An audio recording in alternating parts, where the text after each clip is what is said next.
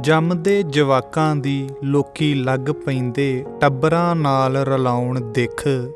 ਸ਼ਕਲਾਂ ਦਾ ਏ ਕੀ ਅੰਤ ਖਾਕ ਹੋਣੀਆਂ, ਗੁਣ ਨਾਲ ਗੁਣ ਮਿਲਾਉਣੇ ਸਿੱਖ।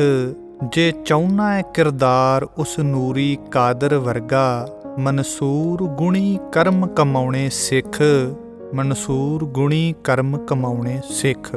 ਚੈਨਲ ਤੂੰ ਸਤ ਅਖੰਡ ਜੋਤ ਤੇ ਪ੍ਰੋਗਰਾਮ ਸੁਘੜ ਵਿਚਾਰ ਵਿੱਚ ਜੋ ਅੱਜ ਸਾਡੇ ਵਿਚਾਰ ਦਾ ਕੇਂਦਰ ਹੈ ਉਹ ਹੈ ਨੁਹਾਰ। ਨੁਹਾਰ ਸ਼ਬਦ ਦਾ ਅਰਥ ਭਾਵ ਹੈ ਰੂਪ, ਸ਼ਕਲ, ਕਿਸੇ ਜਿਹੀ ਸ਼ਕਲ ਜਾਂ ਕਹਿ ਲਓ ਮੂੰਹ ਮੜੰਗਾ। ਜਦੋਂ ਅਸੀਂ ਜਨਮ ਦੁਆਰਾ ਇਸ ਸੰਸਾਰ ਵਿੱਚ ਸ਼ਿਰਕਤ ਕਰਦੇ ਹਾਂ ਤਾਂ ਉਸ ਵੇਲੇ ਸਾਡੇ ਸਕੇ ਸੰਬੰਧੀਆਂ ਵੱਲੋਂ ਸਾਡੀ ਸ਼ਕਲ ਦਾ ਨਿਰੀਖਣ ਕਰ ਸਾਡੇ ਰੂਪ ਦੀ ਨੈਣ ਨਕਸ਼ਾਂ ਦੀ ਨੁਹਾਰ ਨੂੰ ਸਾਡੇ ਮਾਂ ਜਾਂ ਬਾਪ ਦੀ ਸ਼ਕਲ ਨਾਲ ਮਿਲਦੀ ਜੁਲਦੀ ਦੱਸਿਆ ਜਾਂਦਾ ਹੈ। ਕਹਿ ਦਿੰਦੇ ਨੇ ਕਿ ਇਸ ਦਾ ਮੂੰਹ ਮੜੰਗਾ ਤਾਂ ਨਿਰਾ ਇਸ ਦੇ ਪਿਓ ਵਰਗਾ ਹੈ।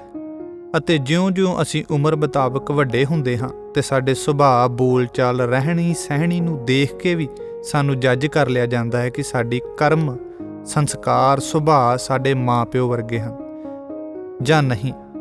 ਅਕਸਰ ਹੀ ਅਸੀਂ ਇਸ ਤਰ੍ਹਾਂ ਦੇ ਬੋਲ ਸੁਣਦੇ ਹਾਂ ਕਿ ਫਲਾਣਾ ਤਾਂ ਨਿਰਾ ਹੀ ਆਪਣੇ ਪਿਓ ਵਰਗਾ ਸਾਊ ਸੁਭਾਅ ਦਾ ਹੈ ਜਾਂ ਅੜੀਅਲ ਸੁਭਾਅ ਦਾ ਹੈ। ਇਹ ਸਭ ਕਹਿਣ ਤੋਂ ਭਾਵ ਹੈ ਕਿ ਇਸ ਤੱਤਾਂ ਦੇ ਲੋਕ ਵਿੱਚ ਅਸੀਂ ਜਿਸ ਮਾਂ-ਬਾਪ ਦੇ ਜੰਮੇ ਜਾਏ ਹਾਂ ਉਹਨਾਂ ਦੇ ਰੂਪ, ਸ਼ਕਲ, ਸੁਭਾਅ ਦੀ ਨੁਹਾਰ ਸਾਡੇ ਵਿੱਚੋਂ ਕਿਤੇ ਨਾ ਕਿਤੇ ਵੇਖਣ ਨੂੰ ਜ਼ਰੂਰ ਮਿਲਦੀ ਹੈ। ਜਿਵੇਂ ਬਾਹਰੀ ਤੱਤਾਂ ਦੇ ਪੇਰੈਂਟਸ ਦੀ ਸ਼ਕਲ, ਨੁਹਾਰ ਤੇ ਸਾਡੇ ਰੂਪ ਵਿੱਚੋਂ ਲੱਭ ਹੀ ਜਾਂਦੀ ਹੈ, ਪਰ ਸਾਡੇ ਵਿੱਚੋਂ ਸਾਡੇ ਪਿਤਾ ਪਰਮਾਤਮਾ ਦੀ ਨੁਹਾਰ ਕਿਉਂ ਨਹੀਂ ਲੱਭਦੀ? ਆਤਮਿਕ ਨਾਤੇ ਤੋਂ ਤਾਂ ਉਹ ਵੀ ਸਾਡਾ ਪਿਤਾ ਹੈ, ਜਿਸ ਬਾਰੇ ਗੁਰੂ ਗੁਰਬਾਣੀ ਸਾਨੂੰ ਗਿਆਨ ਦੇ ਕੇ ਸਮਝਾਇਆ ਹੈ। ਅਚਰਜ ਕਥਾ ਮਹਾ ਅਨੂਪ, ਪ੍ਰਾਤਮਾ ਪਾਰ ਬ੍ਰਹਮ ਕਾ ਰੂਪ। ਨਾਲ ਹੀ ਉਸ ਨੂੰ ਪਿਤਾ ਕਹਿੰਦੇ ਹੋਏ ਕਿਹਾ ਹੈ ਕਿ ਏਕ ਪਿਤਾ ਏਕਸ ਕੇ ਹਮ ਬਾਰਕ। ਹੁਣ ਸ਼ਕਲ ਤੇ ਸਾਡੇ ਮੂਲ ਪਿਤਾ ਪਰਮਾਤਮਾ ਦੀ ਹੈ ਨਹੀਂ, ਕਿਉਂਕਿ ਉਹ ਨਿਰਸ਼ਕਲ, ਨਿਰਾਕਾਰ, ਬਾਹਰੀ ਰੂਪ ਰੰਗ ਤੋਂ ਪਰੇ ਹੈ। ਰੂਪ ਨਾ ਰੇਖ ਨਾ ਰੰਗ ਕਿਛ, ਤ੍ਰਹਿ ਗੁਣ ਤੇ ਪ੍ਰਭ ਭਿੰਨ। ਫਿਰ ਉਸ ਦੀ ਕਿਹੜੀ ਨੁਹਾਰ ਸਾਡੇ ਵਿੱਚੋਂ ਲੱਭਣੀ ਚਾਹੀਦੀ ਹੈ ਤਾਂ ਜੋ ਪਤਾ ਲੱਗੇ ਕਿ ਅਸੀਂ ਉਸ ਦੀ ਅੰਸ਼ ਹਾਂ। ਉਹ ਨੁਹਾਰ ਹੈ ਉਸ ਦੇ ਸਰਗੁਣ ਸਰੂਪ ਦੀ।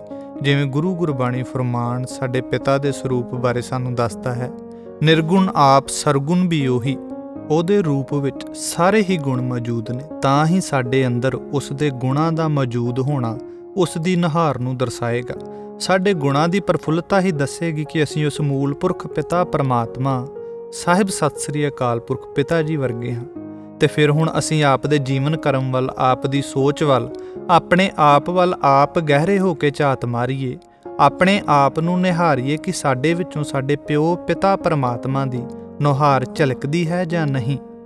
ਪਿਤਾ ਪਰਮਾਤਮਾ ਦੀ ਨੁਹਾਰ ਲੱਭਦੀ ਹੈ ਪੰਜਵੇਂ ਪਾਤਸ਼ਾਹ ਜੀ ਵਿੱਚੋਂ, ਜੋ ਤੱਤੀ ਤਵੀ ਤੇ ਵੀ ਬੈਠ ਪਿਤਾ ਦਾ ਗੁਣ, ਸਬਰ, ਸੰਤੋਖ, ਸੀਤਲਤਾ ਰੱਖੀ ਬੈਠੇ ਸਨ। ਸਤਿ ਸ੍ਰੀ ਅਕਾਲ ਪੁਰਖ ਪਿਤਾ ਜੀ ਦੀ ਨੁਹਾਰ ਪੈਂਦੀ ਹੈ 10ਵੀਂ ਸਰਕਾਰ ਵਿੱਚੋਂ, ਜਿਨ੍ਹਾਂ ਸਰਬੰਸ ਵਾਰ ਕੇ ਵੀ ਸੀ ਨਹੀਂ ਕੀਤੀ, ਨਿਰਸ਼ਿਕਾਇਤ ਰਹੇ ਅਤੇ ਉਸ ਮਾਲਕ ਦੇ ਸਿਰਮੌਰ ਗੁਣ ਪ੍ਰੇਮ ਵਿੱਚ ਉਸ ਨੂੰ ਮਿੱਤਰ ਪਿਆਰਾ ਆਖਿਆ। ਪਿਤਾ ਪਰਮਾਤਮਾ ਦੀ ਨੁਹਾਰ ਮਿਲਦੀ ਹੈ ਉਹਨਾਂ ਦੇ ਜੀਵਨ ਵਿੱਚੋਂ ਜੋ ਅਸਲ ਸੱਚ ਦੀ ਖਾਤਰ ਛੋਟੀ ਉਮਰੇ ਵੱਡੀਆਂ ਸ਼ਹਾਦਤਾਂ ਦੇ ਗਏ।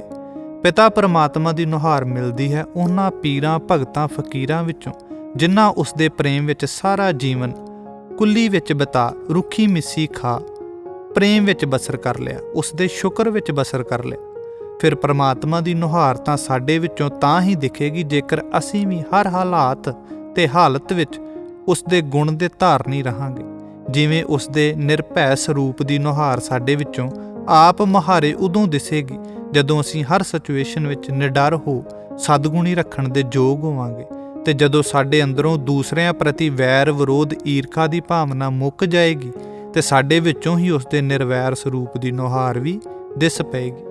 ਜਦੋਂ ਸਾਡਾ ਹਿਰਦਾ ਹਰ ਇੱਕ ਪ੍ਰਤੀ ਸੁਹਿਰਦਤਾ, ਪ੍ਰੇਮ ਭਾਵ ਨਾਲ ਭਰੇਗਾ ਤੇ ਸਾਡੇ ਵਿੱਚੋਂ ਉਸ ਦੇ ਪਰਮ ਪ੍ਰੇਮ ਦੇ ਸਰੂਪ ਦੀ ਨੁਹਾਰ ਮਿਲੇਗੀ।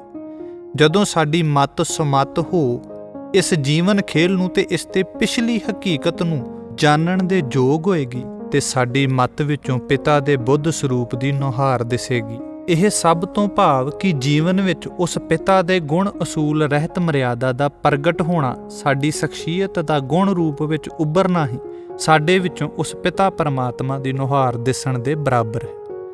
ਜਿਵੇਂ ਸਾਨੂੰ ਬਾਹਰੀ ਤਲ ਤੇ ਸਾਡੇ ਪੇਰੈਂਟਸ ਦੇ ਚੰਗੇ ਗੁਣ ਸੁਭਾਅ ਵੇਖ ਕੇ ਸਾਨੂੰ ਕੋਈ ਉਹਨਾਂ ਵਰਗਾ ਦੱਸੇ ਤੇ ਸਾਨੂੰ ਮਾਣ ਮਹਿਸੂਸ ਹੁੰਦਾ ਹੈ।